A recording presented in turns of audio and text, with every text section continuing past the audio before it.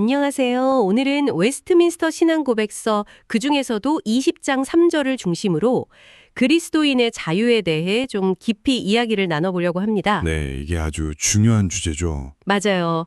그리스도인의 자유하면 보통 죄책감이나 율법의 저주 이런 것들로부터의 해방을 떠올리기가 쉬운데요. 그렇죠. 그게 기본이고요. 네.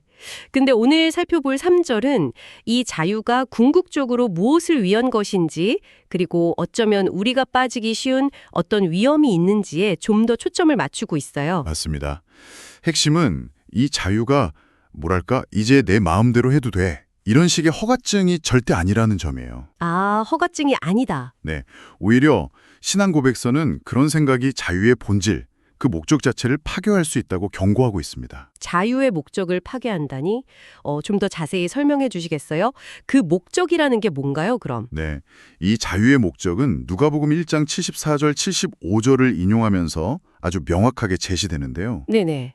바로 원수의 손에서 건지심을 입고 종신토록 주의 앞에서 성결과 의로 두려움이 없이 섬기게 하겠다는 거예요. 아, 원수의 손에서 건져서 두려움 없이 섬기게 한다. 네, 여기서 원수는 죄, 사탄 아니면 우리를 정죄하는 것들 이런 걸 의미하고요. 중요한 건 이 해방이 우리를 결국 두려움 없는 섬김으로 이끈다는 거죠. 두려움 없이 섬긴다. 이게 로마서 8장에서 말하는 것처럼 종처럼 두려워하는 게 아니라 자녀로서 하나님께 나아가는 그런 모습인가요? 아빠, 아버지 하고 부르는? 정확해요. 바로 그겁니다. 두려움에 떠는 종이 아니라 사랑받는 자녀로서 하나님을 섬기는 거죠. 그럼 그 섬김은 구체적으로 어떤 모습일까요?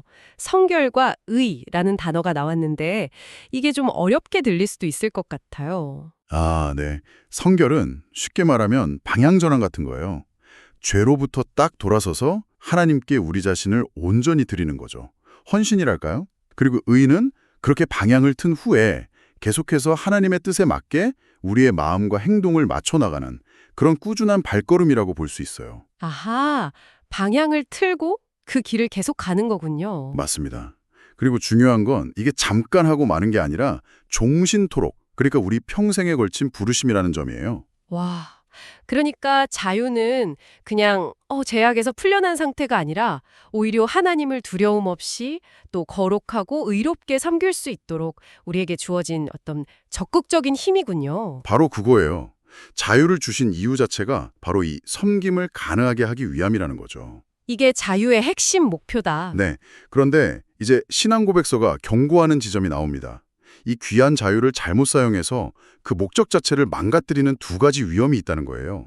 그렇군요. 목적을 알았으니 이제 그 위험들을 제대로 아는 게 정말 중요하겠네요. 첫 번째 위험은 뭔가요? 첫 번째는 자유를 육체의 기회를 삼는 것이에요. 갈라디아서 5장 13절에서 바울이 경고하는 내용이죠. 육체의 기회. 네. 예를 들면 나는 이제 자유로우니까 술 좀 마셔도 괜찮아. 좀 탐욕스럽게 살아도 은혜로 다 덮이겠지? 이런 식으로 죄를 지을 핑계로 삼는 거죠. 아, 자유롭다는 걸 방종의 핑계로 쓰는 거네요. 맞아요. 근데 본문은 그게 실제로는 다시 죄의 노예가 되는 길이라고 지적해요. 요한복음 8장 말씀처럼요. 자유를 얻었다면서 스스로 다시 족쇄를 차는 셈이죠.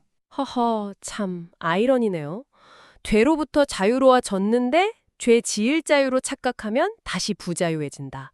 꼭 기억해야겠어요. 그럼 두 번째 경고는 뭔가요? 이건 좀 더 알아채기 어려울 수도 있겠는데요? 맞아요. 두 번째는 죄된 욕망에 탐닉하는 것입니다. 욕망에 탐닉한다? 네, 이건 겉으로 확 드러나는 어떤 행동보다는 우리 내면의 문제랑 더 관련이 깊어요. 예를 들어 마음속에 있는 교만함, 시기심, 쉽게 내는 분노 같은 것들 있잖아요. 네네, 있죠. 그런 내면의 죄들과 싸우려고 하지 않고 그냥 어때? 은혜가 다 해결해 주시겠지 하면서 그냥 내버려 두는 태도. 이건 역시 자유를 잘못 사용하는 거고 자유의 본래 목적인 성결과 의로움으로 나아가는 걸 방해한다로 보는 거죠. 와, 이건 정말 미묘한데요. 겉으로 큰 잘못을 안 저질러도 마음속 태도만으로도 자유를 오용하는 게 될 수 있다니 좀 기준이 엄격하게 느껴지기도 하네요. 그렇죠. 그만큼 자유를 주신 목적, 즉 거룩하고 의롭게 살아가는 것을 중요하게 여긴다는 뜻이기도 하고요. 그리고 이게 그냥 이론적인 이야기가 아니라는 걸 강조하려고 히브리서 10장의 경고를 언급하기도 해요. 히브리서 10장이요? 네, 진리를 알고 난 후에도 의도적으로 계속 죄 가운데 머무는 것은 아주 무서운 심판을 초래할 수 있다는 경고거든요.